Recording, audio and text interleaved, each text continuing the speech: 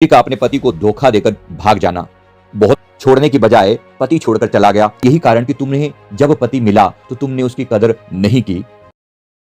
आखिर कौन से पाप की वजह से एक स्त्री को वैधव्य का दुख उठाना पड़ता है? कोई स्त्री विधवा क्यों हो जाती है? मन में कई बार सवाल आता होगा। मैं एक पास्ट लाइफ रिग्रेशन थेरेपिस्ट हूं।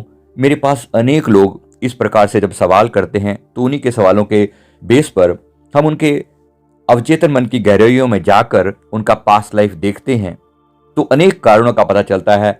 आज इन्हीं कारणों का इस वीडियो में मैं जिक्र करने वाला हूं सेल्फ अवेकनिंग मिशन से संजीव मलिक। दोस्तों, मैं एक पास्ट लाइफ रिग्रेशन थेरेपिस्ट हूं। लोग पूछते हैं कि मेरे जीवन में ये कष्ट आया है, मैंने अपने पति को खो दिया, मैं ये विधवा होने का दुख उठा रही हूं, बहुत पीड़ा है, ऐसा क्यों हुआ, मैंने क्या किया था जिस कारण से मुझे विधवा होना पड़ा। तो मैंने अनेक लोगों के जो पास्ट लाइफ देखे हैं उनके कारण जो भी मेरी समझ है मैं वो यहां पर बता रहा हूं। ये किसी विशेष व्यक्ति के बारे में सच हो या ना हो जरूरी नहीं है। जो कारण मैंने देखे वो मैं आपको बता रहा हूं। नंबर 1, स्त्री का अपने पति को धोखा देकर भाग जाना। बहुत बार मैंने ऐसा देखा कि कोई स्त्री अपने पति को धोखा देकर अपने प्रेमी के साथ भाग गई। उस व्यक्ति को जिसने उसके साथ अटूट प्रेम किया था, उस व्यक्ति ने उसके बाद कोई शादी नहीं की, लेकिन इसने अपना जीवन अपने प्रेमी के संग बिताया। तो उस व्यक्ति ने जो दर्द सहा, उस व्यक्ति ने जो इसे बद्दुआएं दी, इस जीवन में भी ऐसा संभव है कि ये दोनों लोग फिर से कपल बन के आए हों, लेकिन इस बार पत्नी छोड़ने की बजाय पति छोड़कर चला गया और उसे जीवन भर की दर्द दे गया, जीवन भर की पीड़ा दे गया। दूसरा कारण मैंने यह भी देखा कि पति के होते हुए एक स्त्री अपने तजने संवरने में ही सारा समय लगा देती थी, अर्थात उसका कोई ध्यान अपने पति पर नहीं था।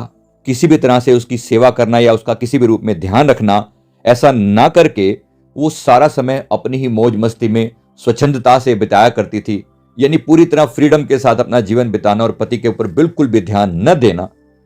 ऐसा करके उसने पति को स्त्री प्रेम से बिल्कुल विहीन कर दिया, दूर कर दिया। तो इस जीवन में हमने देखा कि कुछ 3-4 साल के वैवाहिक जीवन के बाद पति की मृत्यु हो गई या उनका तलाक हो गया। अब वो स्त्री बिल्कुल अलग जीवन बिताती है। इसके पीछे यही कारण कि तुमने जब पति मिला तो तुमने उसकी कदर नहीं की। इस जीवन में तुम पति के प्रेम को तरसती रहोगी।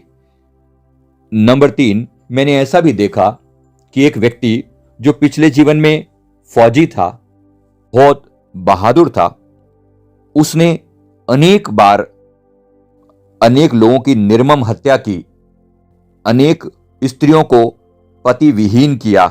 वो अपने हिसाब से तो बड़ी बहादुरी का काम करता था, लेकिन इतनी निर्ममता से लोगों को मार दिया करता था। अनेक स्त्रियों की बद्दुआएं उसे लगी और उन बद्दुआओं के फलस्वरूप यह फौजी इस जीवन में एक स्त्री बनकर आया ताकि वो उनका दर्द जान सके कि पति विहीन जीवन क्या होता है, कैसे एक स्त्री को बिना पति के समाज में दुत्कारा जाता था। अब वह व्यक्ति खुद एक विधवा स्त्री का जीवन जी रहा है और उसे इस दर्द का एहसास हो रहा है। नंबर 4, मैंने एक पास्ट लाइफ में यह भी देखा कि एक स्त्री जो इस जीवन में विधवा है, पिछले जीवन में वो एक बहुत उत्तम दर्जे की साध्वी थी, लेकिन उसे विवाह बंधन में जबरदस्ती बांध दिया गया। तो वो अपने पति को छोड़कर साधु रूप लेकर तपस्वी का जीवन जीने के लिए घर से चली गई। उसके पति ने उससे सच्चा प्रेम किया था, पर वो चली गई तो उसने दोबारा विवाह नहीं किया और उसकी याद में ही दुखी होता रहा। इस जीवन में भी ये दोनों पति पत्नी बनकर आए हैं, लेकिन इस जीवन में इसके जाने के बजाय वो इसे छोड़कर चला गया है अध्यात्म के रास्ते पर। तो यह स्त्री पतिव्रता होते हुए भी एक विधवा का जीवन जी रही है। इसलिए यह कहा जाता है कि परमात्मा हमारे कर्मों में कोई इंटरफेयर नहीं करता, बल्कि हमारे कर्म ही हमारे जीवन में दुख या सुख को खुद ही इनवाइट करते हैं। नंबर 5, एक पास्ट लाइफ में मैंने यह भी देखा कि एक स्त्री जो इस जीवन में विधवा का जीवन जी रही है। पिछले जीवन में वो एक लुटेरा थी। इसने और इसके साथी ने मिलकर एक व्यक्ति को लूटा और उसकी पूरी संपत्ति हड़प ली और लास्ट में उसे मार डाला। कुदरत का करिश्मा, इस जीवन में ये दोनों मर्डर करने वाले लोग इसके जीवन में आए, लेकिन स्त्रियां बनकर। एक उसकी पत्नी और एक उसकी मां। कुछ समय पहले ही इस व्यक्ति की कोरोना के कारण मृत्यु हो गई और ये पत्नी और मां दोनों ही बिल्कुल असहारा हो गई। हमें अप्रोच किया तो हमने उनकी कुछ सहायता की, उनके पास्ट लाइफ के बारे में बताया।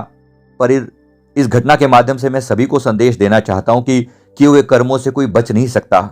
बेशक आज हम कितने भी दूध के धुले दिखाई ना पड़े कि हमने तो कोई अब गलत काम नहीं किया अपने जीवन में, लेकिन किसी भी कर्म का किया हुआ कोई भी प्रभाव हमारे से दूर नहीं जाता। कर्म लौट कर आता है, हर हालत में आता है और उसका भुगतान हमें करना ही पड़ता है। ये सिद्धांत, इससे कोई इनकार नहीं कर सकता। इसलिए अपने कर्मों के प्रति सचेत रहिए, सजग रहिए और अपनी गलतियों के लिए लगातार माफी मांगते रहिए और परमात्मा के नाम का स्मरण करते रहिए, ताकि पुरानी गलतियों के लिए भी हमें माफी मिले और हमारे लिए आगे भी आत्मा के कल्याण के रास्ते खुलें। ये वीडियो जरूर लाइक कर दें, कमेंट करें, चैनल को जरूर सब्सक्राइब कर लें। Thank you very much. Thank you.